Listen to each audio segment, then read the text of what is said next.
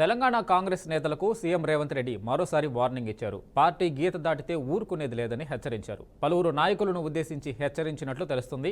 తనని నమ్ముకున్న వాళ్ళని తాను ఎప్పుడూ మర్చిపోనని సీఎం రేవంత్ అన్నారు. ఎమ్మెల్యేలు ప్రజల్లోకి వెళ్లాలని, ప్రజల సమస్యలపై పోరాడాలని సూచించారు. పదవులు కావాలంటే నా వెంట పడితే మాత్రం ఊరుకునేది లేదని తేల్చి చెప్పారు.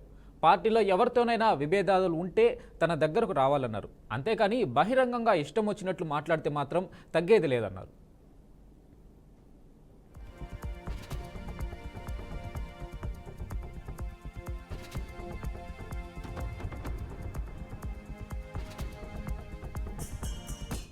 వరంగల్ సభలో గులాబీ బాస్ కేసీఆర్ మాట్లాడిన వ్యాఖ్యలకు బీజేపీ ఎమ్మెల్యే రాజాసింగ్ కౌంటర్ ఇచ్చారు. మాజీ సీఎం కేసీఆర్ చెప్పిన ముచ్చట్లు అన్నీ అబద్దాలే అని ఆరోపించారు. 10 ఏళ్ల బీఆర్ఎస్ పాలనలో తెలంగాణ ప్రభుత్వానికి కేంద్రం 10 కోట్ల నిధులు ఇచ్చిందని అన్నారు. దురదృష్టం కొద్దీ మా పార్టీ వాళ్ళు కరెక్ట్గా లేరని, లేకపోతే తామే అధికారంలోకి వచ్చేవాళ్లమని తెలిపారు. కేసీఆర్ అంటేనే జోటా మాటలకు బ్రాండ్ అని, ఆ విషయాన్ని పలుమార్లు ఇప్పటికే నిరూపించుకున్నారంటూ సెటైర్లు వేశారు. జూటా మాట ఇది మొత్తం బ్రాండ్ మీరు క్రియేట్ చేసుకున్నారు. ఎక్స్ ముఖ్యమంత్రి గారు ఒక మంచి బ్రాండ్ ని మీరు క్రియేట్ చేసుకున్నారు. కేసీఆర్ అంటే అబద్ధం, కేసీఆర్ అంటే జూటా, ఆ విధంగా ఒక మంచి బ్రాండ్ మీరు తీసుకున్నారు. ఎక్స్ ముఖ్యమంత్రి గారు, నేను అసెంబ్లీ సాక్షిగా ఒక మాట అడిగిన, అసలు కేంద్రం నుంచి ఎన్ని నిధులు వచ్చినాయి, ఏదైనా హిసాబ్ చెప్తారా, వైట్ పేపర్ డిక్లేర్ చేస్తారా అంటే మీరే అసెంబ్లీ సాక్షిగా కూడా అబద్ధం మాట్లాడినారు. 0 వచ్చింది అని అప్పుడు కూడా మీరు అన్నారు. ఇవాళ ఈ 10 సంవత్సరాలు అంటే మీ సమయంలో 10 సంవత్సరాలు 10 లక్షల కోట్ల రూపాయలు కేంద్రం నుంచి వచ్చింది. మన తెలంగాణ ఇవాళ డెవలప్మెంట్ అయిందంటే అది కేంద్రం వల్లనే. మర్చిపోయినారా?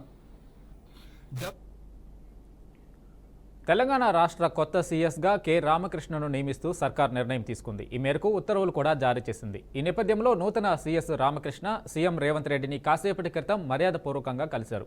కాగా ఆర్థిక శాఖ పదవిలోనూ ఆయననే అదనపు బాధ్యతల్లో కొనసాగుతున్నట్లు తెలుస్తుంది. ఇక ప్రస్తుత సీఎస్ శాంతికుమారి ఈ నెల 30న పదవి విరమణ చేస్తున్నందున ఆమె స్థానంలో రామకృష్ణరావును నియమించింది. కాగా సీఎస్ శాంతికుమారికి కీలక బాధ్యత అప్పగించారు. డాక్టర్ మర్రి చెన్నారెడ్డి మానవ వనరుల అభివృద్ధి సంస్థ వైస్ చైర్మన్గా శాంతికుమారి పేరును ప్రభుత్వం ప్రకటించింది.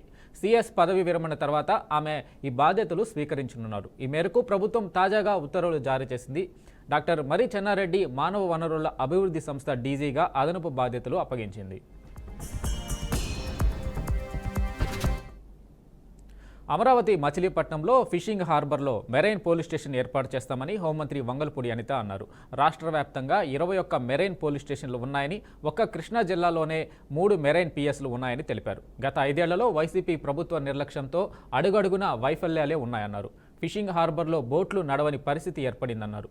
ప్రకృతి విపత్తులను ఎదుర్కొనేలా రక్షణ చర్యలు చేపడతామన్నారు. మత్స్యకారులకు ఉపాధి అవకాశాలు కల్పిస్తామని వంగల్పూడి అనిత అన్నారు. ఆ రోజు కూడా శంకుస్థాపనకి గౌరవ నరేంద్ర మోడీ గారు ఇక్కడికి రావడం కూడా జరిగింది.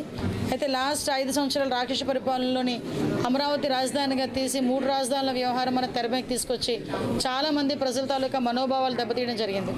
దీనిలో భాగంగా చాలా మందికి తెలుసు, ఎందుకంటే త్యాగాలు కూడా ఒకసారి గుర్తు చేయాలని మళ్ళీ ఒకసారి మీతో ఓవరాల్గా ఇక్కడ అసంపూర్తిగా ఉన్న ఈ ఫిషింగ్ హార్బర్ని కంప్లీట్ చేసి ప్రజలందరికీ కూడా అందుబాటులోకి తీసుకునే విధంగా ఈరోజు చేయడానికి ఎన్డీఏ గవర్నమెంట్ ముందుకు వస్తుంది. దానికి అనుగుణంగా ఈరోజు ఇన్స్ట్రక్షన్స్ అన్ని ఇవ్వడం జరిగింది.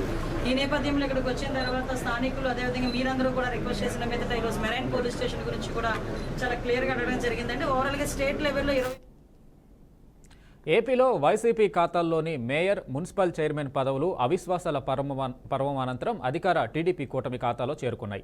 వైసీపీ ఆధీనంలోని కుప్పం, తుని, మాచర్ల మున్సిపల్ చైర్మన్ పదవులతో పాటు విశాఖ, గుంటూరు కార్పొరేషన్ మేయర్ పదవులు సోమవారం జరిగిన ఎన్నికల్లో టీడీపీకి హస్తగతమయ్యాయి.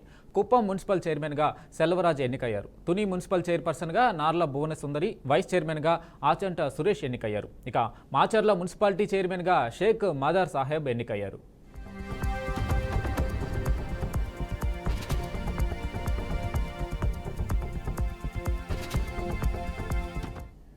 గుంటూరు నూతన మేయర్గా టీడీపీ నుంచి కూటమి కార్పొరేటర్ల మద్దతుతో కోవెలమూడి రవీంద్ర ఎన్నికయ్యారు. విశాఖపట్నం జీవీఎంసీ నూతన మేయర్గా పీలా శ్రీనివాసరావు ఏకగ్రీవ ఎన్నికయ్యారు. ఇక పార్వతీపురం మన్యం జిల్లా పాలకొండ నగర పంచాయతీ చైర్పర్సన్గా ఆకుల మల్లీశ్వరి ఎన్నికయ్యారు. మొత్తం మీద వైఎస్ఆర్సీపీ ఖాతా నుంచి 2 కార్పొరేషన్లు, 3 మున్సిపాలిటీలు, 1 నగర పంచాయతీ చేజారిపోయాయి.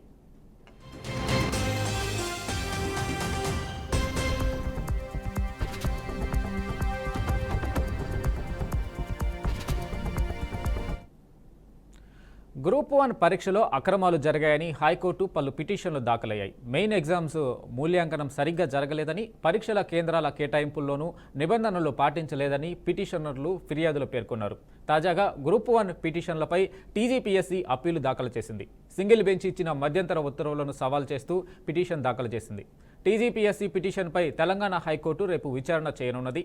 తెలంగాణలో గ్రూప్ 1 నియామకాలకు హైకోర్టు బ్రేక్ వేసింది. ఇక గ్రూప్ 1 పరీక్షల్లో అవకతవకలు జరిగాయనే ఆరోపణలతో కొన్ని పిటిషన్లు దాఖలు కావడం, వాటిపై విచారణ జరగడం, హైకోర్టు మధ్యంతర ఉత్తర్వులు ఇవ్వడం, నియామక పత్రాలు జారీ చేయకుండా ఆపడం జరిగింది.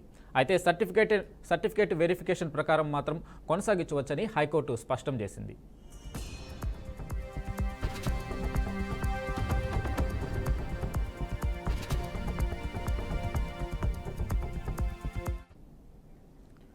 ఏపీ రాజ్యసభ స్థానానికి బీజేపీ అభ్యర్థి ఖరారయ్యారు. రాజ్యసభ అభ్యర్థిగా బీజేపీ నేత పాక వెంకట సత్యనారాయణ పేరును ఎన్డీఏ కూటమి ఖరారు చేసింది. భీమవరంకు చెందిన సత్యనారాయణ ప్రస్తుతం ఏపీ బీజేపీ డిసిప్లినరీ కమిటీ చైర్మన్గా ఉన్నారు. తమిళనాడుకు చెందిన అన్నామలై, ఎంఆర్పీఎస్ నేత మందకృష్ణ మాదిగ పేర్లు రేసులో వినిపించినా చివరకు సత్యనారాయణకు అవకాశం దక్కింది. ఇటీవల విజయసాయిరెడ్డి రాజీనామాతో రాజ్యసభలో ఓ స్థానం ఖాళీ అయింది. ఏప్రిల్ 30న నామినేషన్ల పరిశీలన ఉండగా మే 2 వరకు ఉపసంహరణకు గడువు ఉంది. కాగా మే 9న ఉదయం 9 గంటల నుంచి సాయంత్రం 4 గంటల వరకు పోలింగ్ జరగనుంది. మే 13వ తేదీతో ఎన్నికల ప్రక్రియ ముగియనుంది.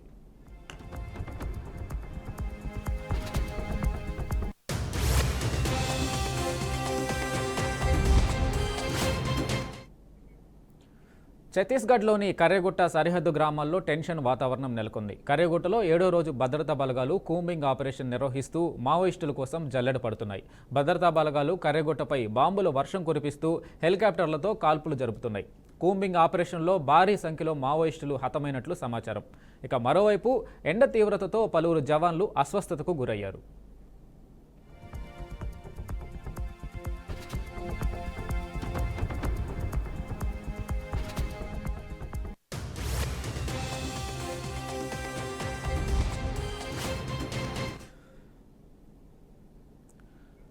ఎన్కౌంటర్లో అమాయకులైన గిరిజనుల ప్రాణాలు కోల్పోతున్నారని, కేంద్ర ప్రభుత్వం ఛత్తీస్గఢ్ అడవుల్లో రక్తపు ఏరులు పారిస్తుందని స్టేషన్ గన్పూర్ ఎమ్మెల్యే కడియం శ్రీహరి అన్నారు. మావోలు చర్చలకు సిద్ధమని అంటున్నా ఎన్కౌంటర్ కొనసాగించడం దుర్మార్గమైన చర్య అని మండిపడ్డారు.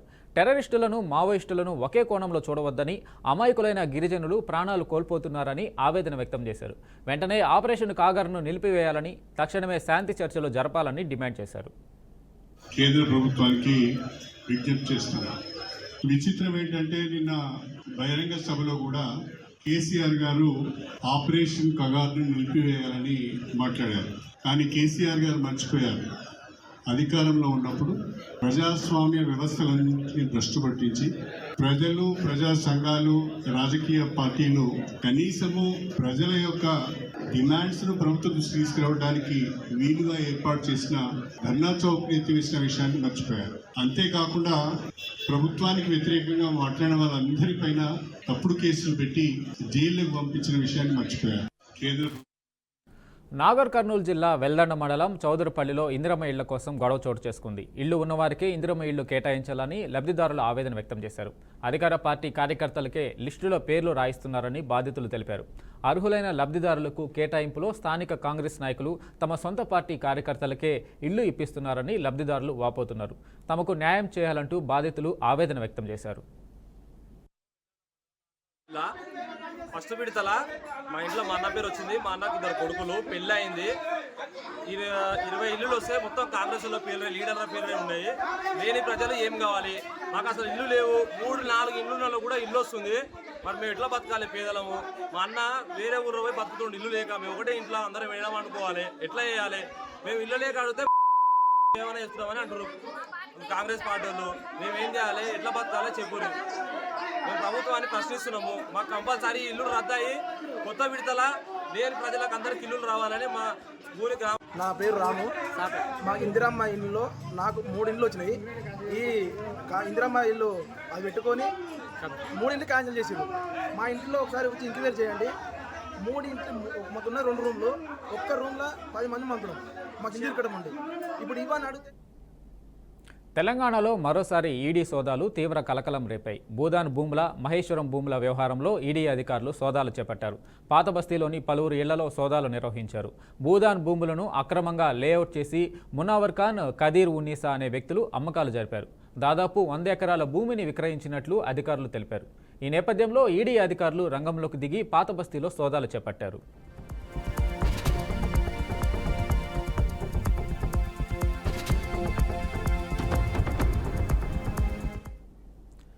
అధిక వడ్డీ ఆశ చూపి ఓ సంస్థ ఘరానా మోసం చేసిన ఘటన కర్నూలు జిల్లాలో ఆలస్యంగా వెలుగులోకి వచ్చింది. ఈ సంస్థ దేశవ్యాప్తంగా 270 కోట్లకు పైగా డిపాజిట్లు సేకరిస్తే కేవలం కర్నూలు జిల్లా నుంచే దాదాపు 70 కోట్లకు పైగా ఉన్నట్లు తెలుస్తుంది. ఇక ఎన్నికల సమయంలో కంపెనీ అకౌంట్ బ్లాక్ చేశారంటూ ఆ సంస్థ చేతులెత్తేసింది. దీంతో బాధితులు లబోదిబోమంటున్నారు. డిపాజిట్లు సేకరించి మోసం చేశారంటూ Shreya infra marketing private limited కంపెనీపై ఓ వ్యక్తి ఫిర్యాదుతో కర్నూలు 3 టౌన్ పోలీసులు కేసు నమోదు చేశారు.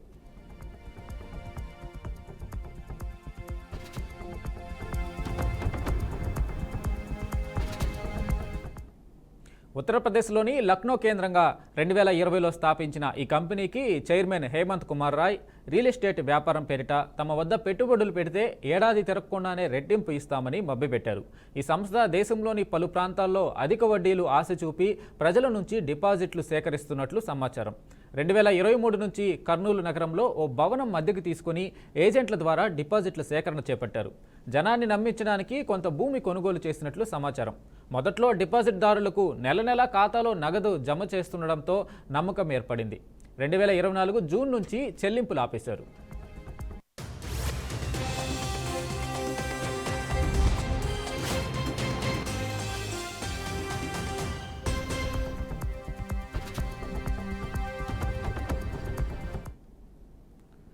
ఢిల్లీలోని రాష్ట్రపతి భవన్లో పద్మ అవార్డుల ప్రదానం అట్టహాసంగా ప్రారంభమైంది. ఈ వేడుకలో ప్రధాని మోడీ, కేంద్ర మంత్రులు అమిత్ షా, శివరాజ్ సింగ్ చౌహాన్ హాజరయ్యారు.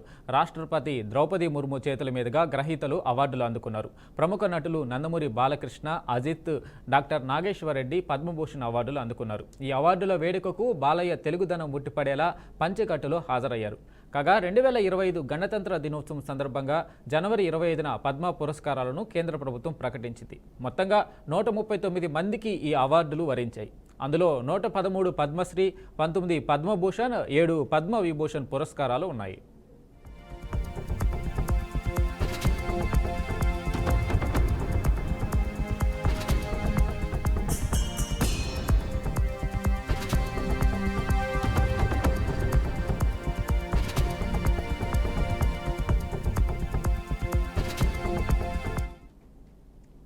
పెహల్గాం ఉగ్రదాడితో దేశం మొత్తం షాకుకు లోనైంది. ఉగ్రవాదాన్ని ప్రోత్సహిస్తున్న దాయాదికి తగిన బుద్ధి చెప్పేందుకు భారత్ సిద్ధమవుతుంది. ఈ నేపథ్యంలో దేశంలో కీలక భేటీలు జరుగుతున్నాయి. తాజాగా పార్లమెంటు ప్రాంగణంలో రక్షణ వ్యవహారాలపై స్టాండింగ్ కమిటీ సమావేశమైంది. ఈ సమావేశానికి ఎంపీలు రాధామోహన్ సింగ్, రాహుల్ గాంధీ, విష్ణుపాల్ రే, జగన్నాథ్ సర్కార్, శక్తి సింగ్ గోహిల్, సంజయ్ సింగ్ హాజరయ్యారు. అంతకుముందు ప్రధాని నరేంద్ర మోడీతో రక్షణ శాఖ మంత్రి రాజ్నాథ్ సింగ్ భేటీ అయ్యారు. పెహల్గాంలో పరిస్థితులు, భద్రతా రంగంలో సైన్యం తీసుకున్న చర్యలపై ప్రధానికి సమగ్ర నివేదిక ఇచ్చారు.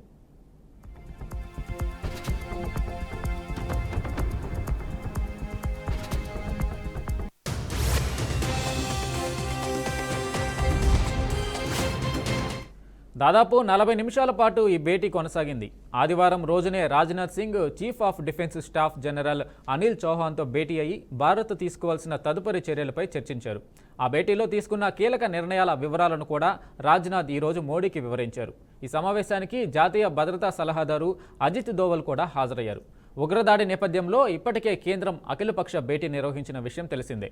దాడి జరిగిన వెంటనే ప్రభుత్వం స్పందించలేదని, భద్రత లోపించిందని విపక్షాలు ఆరోపించాయి. దాడి జరిగిన సమయంలో భద్రతా బలగాలు, సిఆర్పీఎఫ్ ఎక్కడున్నాయంటూ పలు నేతలు ప్రశ్నలు సంధించారు.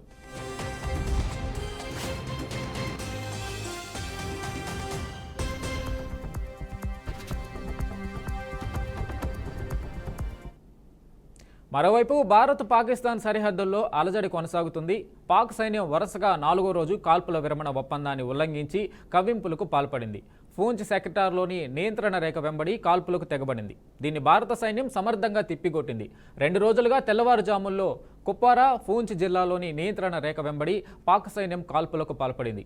భారత సైన్యం వెంటనే స్పందించి వారి దాడిని తిప్పికొట్టాయని అధికారులు తెలిపారు.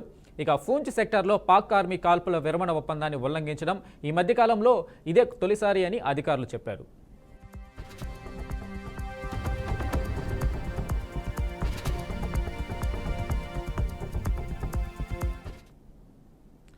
పెహల్గాం ఉగ్రదాడిని ఖండిస్తూ జమ్మూ కాశ్మీర్ అసెంబ్లీ తీర్మానం చేసింది. పెహల్గాం ఉగ్రదాడి తర్వాత దేశంలోని ప్రతి ప్రాంతం ఆవేదనకు గురైందని ముఖ్యమంత్రి ఒమర్ అబ్దుల్లా అన్నారు. ఉత్తరం నుంచి దక్షిణం వరకు, తూర్పు నుంచి పడమర వరకు ఇలా ప్రతి ప్రాంతం దిగ్భ్రాంతికి గురైందని తెలిపారు. ఉగ్రదాడి తర్వాత కాశ్మీర్ అంతా ఐక్యంగా ఉందని గుర్తు చేశారు. ఇక లోయలో ఉగ్రవాదం అంతం కావడం ఖాయమన్నారు. जम्मू कश्मीर की सिक्योरिटी जम्मू कश्मीर के इलेक्टेड हुकूमत की फिलहाल जिम्मेदारी नहीं है, लेकिन मैं ये मौका इस्तेमाल करके स्टेटहुड की मांग नहीं करूंगा। मैं किस मुंह से इस पहलगाम के वाकये को इस्तेमाल करके मरकज से कहूंगा अब मुझे स्टेटहुड दो? मैं क्या मेरी क्या इतनी सस्ती सियासत है? मुझे क्या इन 26 लोगों के मरने की इतनी कम कदर है कि मैं अब मरकज से जाके कहूंगा ना चलो 26 लोग मर गए अब मुझे स्टेटहुड दे दो? स्टेटहुड की बात हमने पहले भी की, आगे भी करेंगे, लेकिन लानत हो मुझ पे अगर मैं आज ये कह के मरकज के पास जाऊं कि ना अब 26 मर गए अब दे दो। देने की बात हम करेंगे, लेकिन इस मौके पर नहीं। इस मौके पर ना कोई सियासत, ना कोई बिजनेस रूल्स, ना कोई स्टेटहुड, ना कुछ और। एक ही चीज ना, इस हमले की कड़ी निंदा और उन 26 लोगों के साथ दिल की गहराई। కాశ్మీర్లో పర్యాటకులపై ఇటీవల జరిగిన దాడి, ఆపై సరిహద్దుల్లో చోటు చేసుకున్న కాల్పుల నేపథ్యంలో భారత్, పాకిస్తాన్ మధ్య ఉద్రిక్తతలు పెరుగుతున్నాయి. ఈ క్రమంలో పాకిస్తాన్ కీలక సైనిక చర్యలకు ఉపక్రమించింది. చైనా నుంచి సేకరించిన శక్తివంతమైన SH-15 సెల్ఫ్ ప్రొఫైల్డ్ ఆర్టిలరీ వ్యవస్థలను పాకిస్తాన్ సైన్యం భారత సరిహద్దు సమీప ప్రాంతాలకు తరలించింది.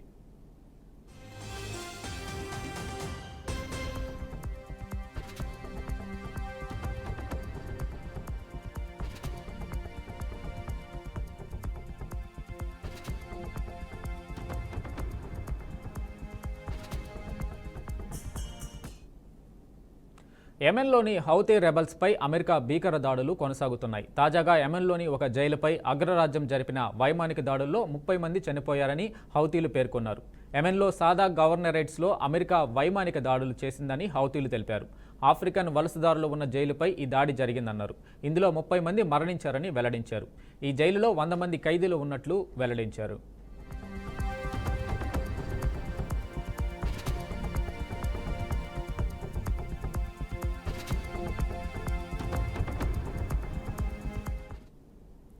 ఇరాన్లోని బందర్ అబ్బాస్ వాణిజ్య ఓడరేవులో జరిగిన భారీ పేలుడులో మరణించిన వారి సంఖ్య 40కి చేరింది. గాయపడిన వారి సంఖ్య 1000కి పెరిగింది. ఘటన జరిగిన ప్రదేశంలో రవాణా కంటైనర్లు, చమురు, ఇతర పెట్రోకెమికల్ పదార్థాలు నిల్వ చేస్తారని, ఈ ప్రక్రియలో నిర్లక్ష్యం కారణంగానే ప్రమాదం జరిగిందని ప్రాథమిక దర్యాప్తులో తేలింది. ఈ పేలుడు వల్ల ఎటువంటి ఇంధన మౌలిక సదుపాయాలు దెబ్బతినలేదని అధికారులు తెలిపారు. పేలుడు జరిగిన ప్రదేశంలో ఇంకా సహాయక చర్యలు కొనసాగుతున్నాయి. మంటలు అదుపులోకి వచ్చాయని, మరో 2 రోజుల్లో పరిస్థితి పూర్తి సాధారణంగా మారుతుందని వెల్లడించారు. క్షతగాత్రుల్లో 190 మంది పరిస్థితి విషమంగా ఉన్నట్లు తెలుస్తుంది. గాయపడిన వారిని ఇరాన్ అధ్యక్షుడు మసూద్ పెజిష్కియాన్ పరామర్శించారు. బాధితులకు అండగా ఉంటామని హామీ ఇచ్చారు.